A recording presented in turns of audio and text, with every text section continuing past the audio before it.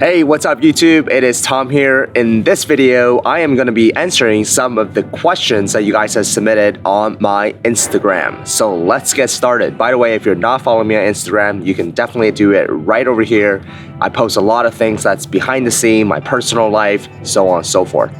So let's go with question number one. Question number one, Mario Lika. He asked, do you think it's still doable to launch a product in a competitive niche? Absolutely yes. It is still doable to launch a product in a competitive niche. However, the more competition there is, the more differentiation factor you have to have.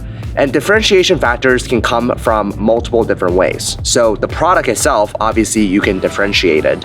For example, I'm using a tripod right now called Peak Design. In fact, tripod is probably a pretty competitive market. There are tons and tons of tripods, but these guys have made the tripod a lot better, a lot lighter, a lot slicker, and you can actually check out their story on Kickstarter as well. I think this is a perfect example of a product in a competitive niche, but they made the product offering so much better for the users.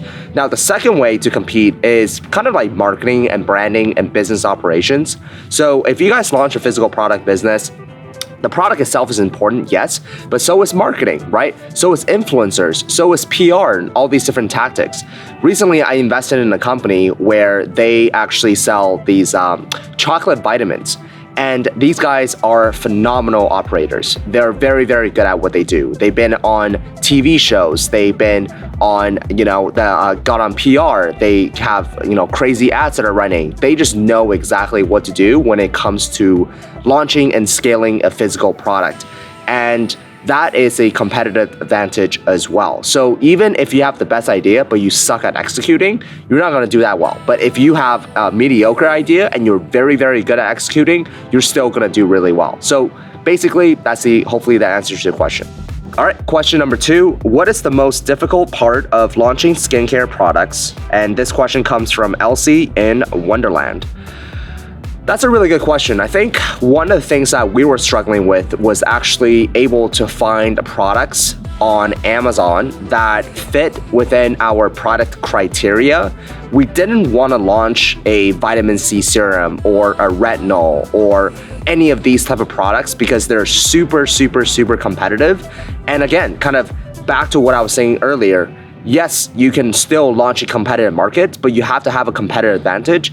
And, we didn't really know how to differentiate a vitamin C serum. We didn't know how to differentiate a retinol. Now, there are still companies out there these days that are selling vitamin C serums, retinols, but they probably have, crazy differentiation factors with better ingredients, more ingredients, better, potency, whatever it might be. So that was one thing. So for us, I think the hardest part was just continuously launching more products that have that balance of not too competitive, at the same time there's enough demand. So skincare products are notoriously known to be super competitive. Supplements notoriously known to be super competitive. So I would really say product selection was our biggest issue when it comes to scaling Sdara. All right, question number three comes from Mir Lee Mine. So a quote that you still stand and live by today. That's a great question. Honestly, this quote, I should probably get it tattooed on my forearms because I need a gentle reminder of this every single day. And the quote is, never ever judge a book by its cover. Now, there's two ways I can go about interpreting this. Number one is if you see someone and maybe, the way they dress or their appearance doesn't fit the successful person, whatever that might be in your eyes, criteria, it doesn't necessarily mean that this person is not successful. I'll give you a perfect example. Last year I went to a house party and I saw a guy and he's in his 20s, kind of baggy shorts, baggy t-shirt, tattoos, earrings, and everything like that. And I was like, oh, probably some young kid who's like a skateboarder or something like that. Anyways, turned out this kid is, he has a $10 million per year business. And he's such a great person. Now, since then, we became friends. And there's so many different times where I look at a person and I suddenly have this judgment of that person. And then I don't approach that person with a beginner's mindset of something where I'm like, hey, I'm not going to judge you by how you look, but I'm going to judge you by, who you are deep inside. Again, this is a reminder that I need to be tattooed on my arm every single day because I think it's so damn important. Now, the second way to interpret this is really be kind to others, because I think we're all going through this thing called life. None of us have this thing called life figured out. Not you, not me, not our parents, none of us. And we're all just trying to get by in a way. We're all trying to live a purposeful, fulfilling life. We're all trying to have peace. We're all trying to have freedom, all these different things. And there are a lot of times where life can throw a wrench at us. And a death of a family member, all these different terrible things that can happen to us in life. And you never know what a person's going through. Doesn't matter if that person is on the side of the street, driving a car, behind you in a grocery aisle, whatever it might be. So I think it's always really important to just be kind to other people because, it doesn't cost anything and everybody have the ability to be kind, and you just never ever know what the person next to you is actually going through.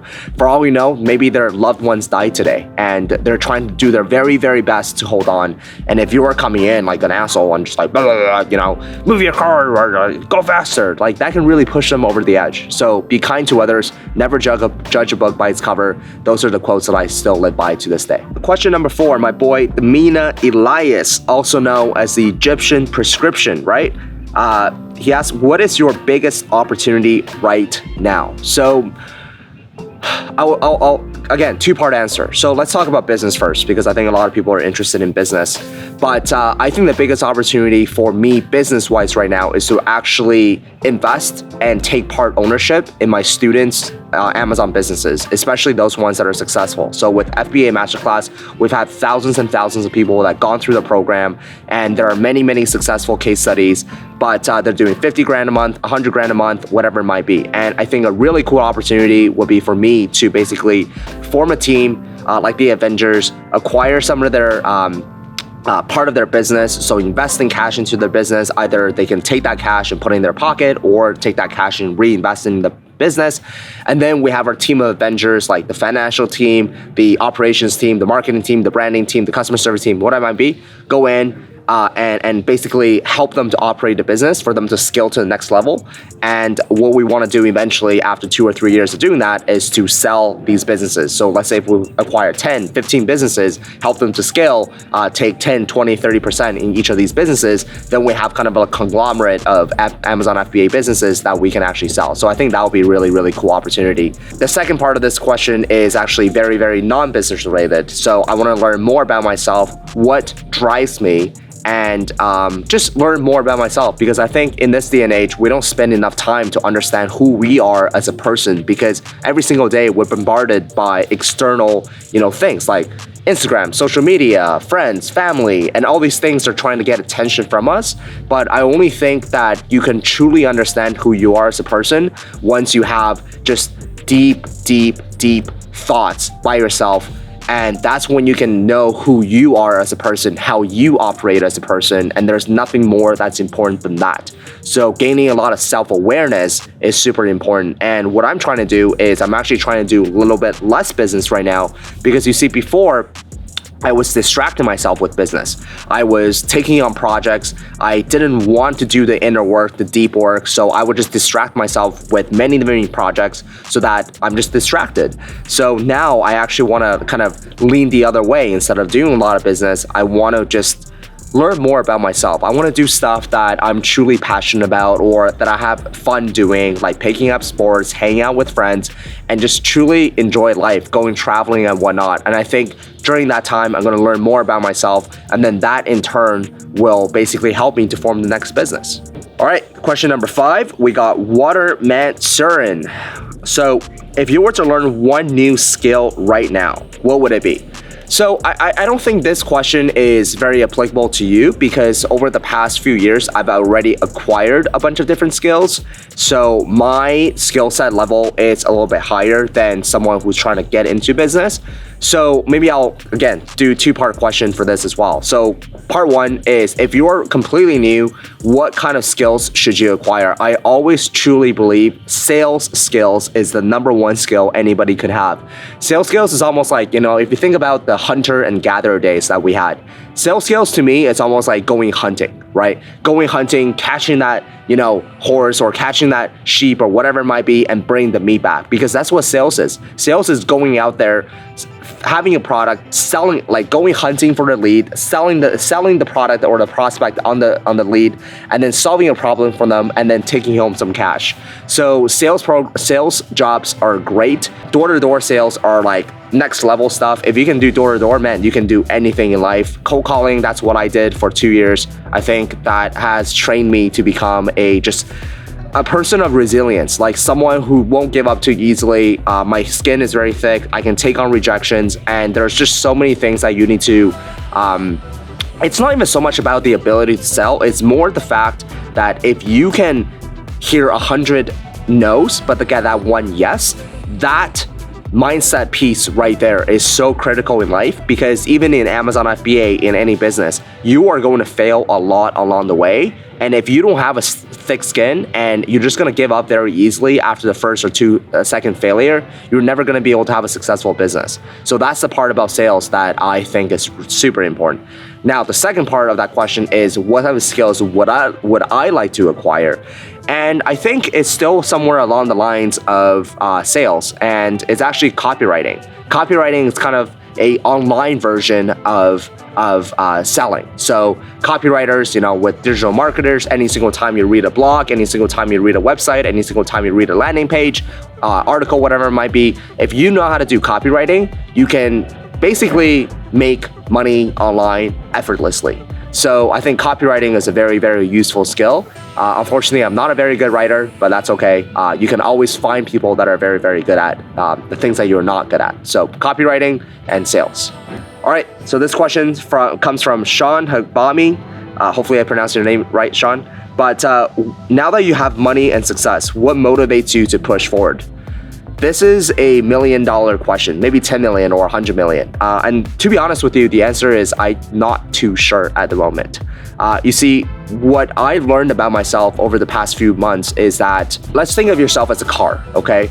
And you are trying to win this race. Well, in order for you to win this race, you got to go really fast. In order for you to go really fast, you need to have fuel in this car. So what is this fuel? Fuel is this motivation that we have inside. And there's two different types of motivations, right? There's the intrinsic motivation. So things that, will make you happy, things that come from deep within. And then there's the extrinsic motivation. So these are all the external forces that are at work. So for example, it could be something like, I want to be successful so I can show other people that I am worthy. I want to be successful so I can gain the approval from my parents. I want to be successful to buy a Rolex watch so I can, flaunt and show other people how much money I have, all these different things. And what I learned is over the past 5, 10, 15, 20 years, really stems from the childhood, is I've had a lot of sort of external motivations. Now, not everything. I still have some intrinsic motivations, like the freedom, like helping my parents and never wanting to be poor and these things. So these are intrinsic. But at the same time, I also had a lot of external, extrinsic. So I feel like you need a balance of both, but I would definitely say that you should definitely have more intrinsic than extrinsic. Because here's the thing, if you were to fuel yourself with bad fuel, so external validations, you will just never be happy. And why are we playing this game? We are playing this game to feel happy, to feel fulfilled, to have the freedom, to feel at peace, all these different emotions.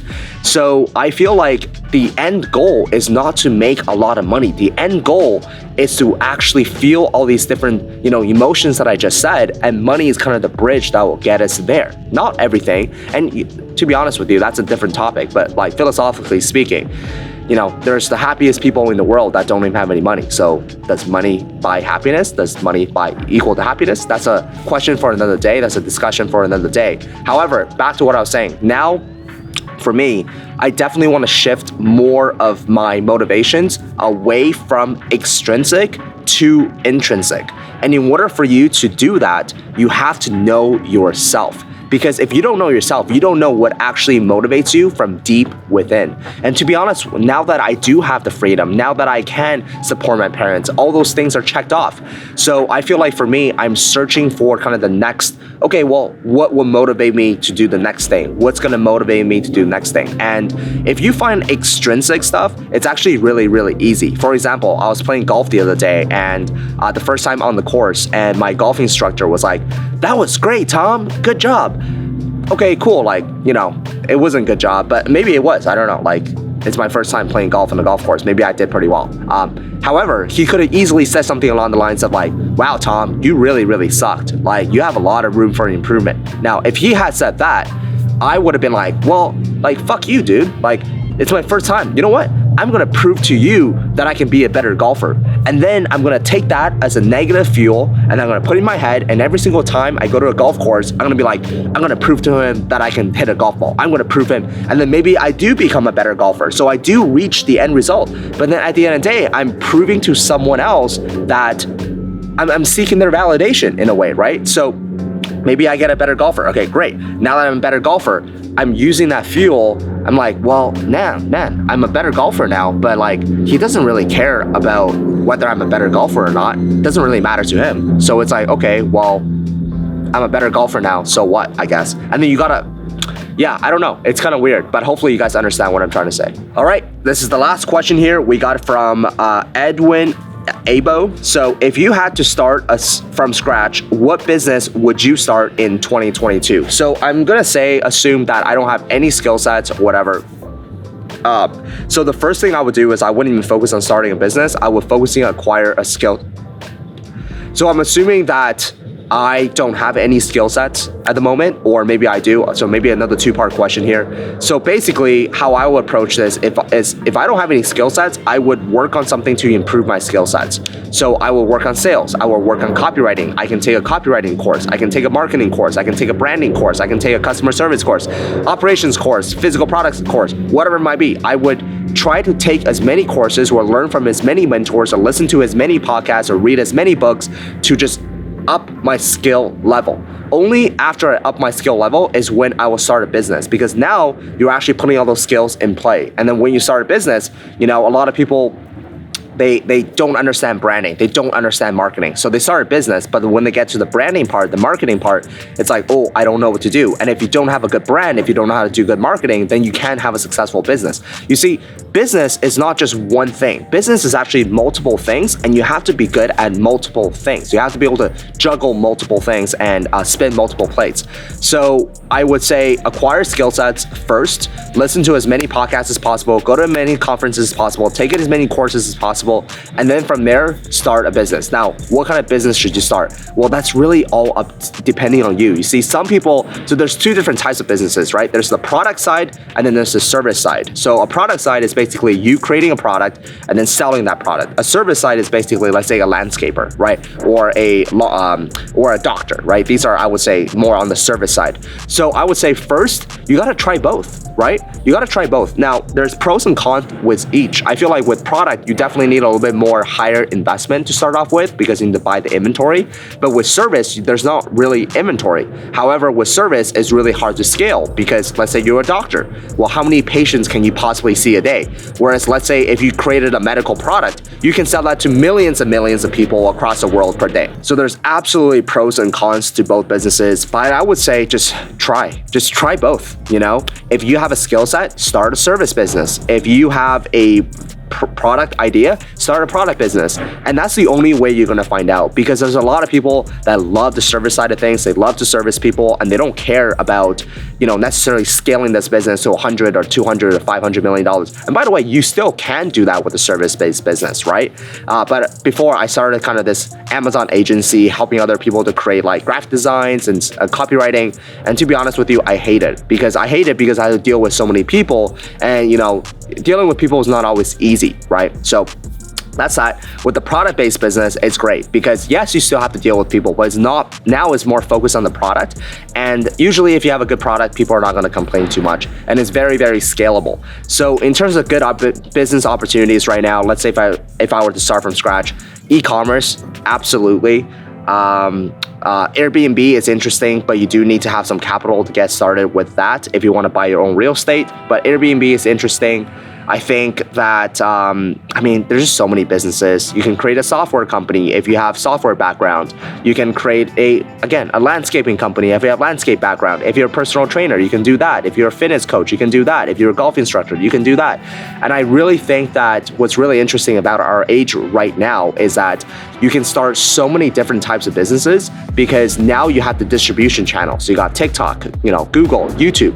If you have a skill set and you're not putting that skill set on TikTok or YouTube or Instagram, you are losing out on millions of dollars in your lifetime because you never know what's going to come out of that. I truly believe if you are good at something, if you're above average at something, whether you're a golf instructor or a cook or a landscaper or a painter, it doesn't matter what you are, put your skill sets on display and display it on social media. Build up an audience, and once you build an audience, you're able to monetize that audience, and even better, if you don't know what to sell to them, they will tell you what you should be selling to them. They'll ask you questions, and then you just start creating ideas that way. So anyways, hope you guys enjoyed this episode of the Ask the Tom Wang Show. And if you guys have any more questions, then feel free to follow me on Instagram. Give this video a 2 thumbs up. Drop something in the comment section below, and I'll see you in the next video.